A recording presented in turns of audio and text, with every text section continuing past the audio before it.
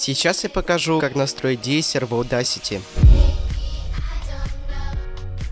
Но как мы все знаем, в Audacity нет встроенного деессера, поэтому нужно скачать VST деессер, ссылку на который я оставлю в описании.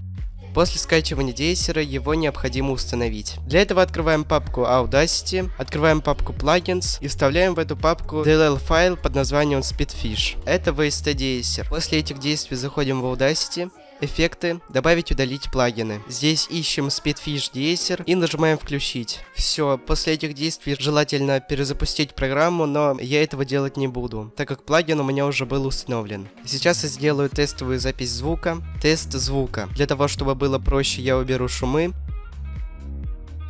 и вырежу все лишнее.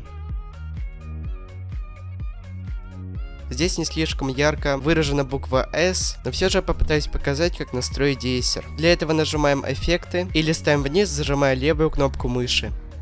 Здесь находим плагин Speedfish деессер, нажимаем на него. Изначально у вас тут все будет по нулям.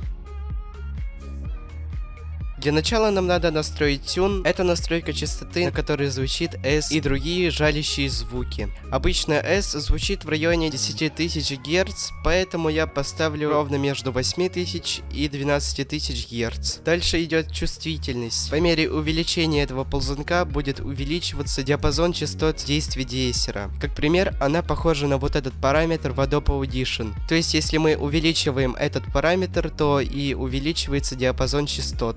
Работа деессера. Ну а чтобы его настроить, нужно нажать на эту кнопочку, чтобы слышать звуки только на той частоте, которую мы установили в этом параметре. У меня это 10 тысяч Гц. Сначала я советую поставить параметр чувствительность где-то наполовину.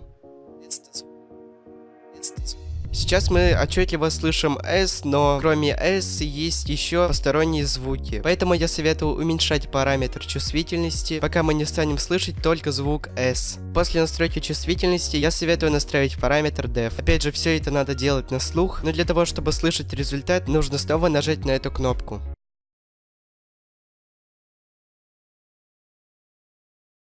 И вы можете видеть по графику, как было до и как стало после.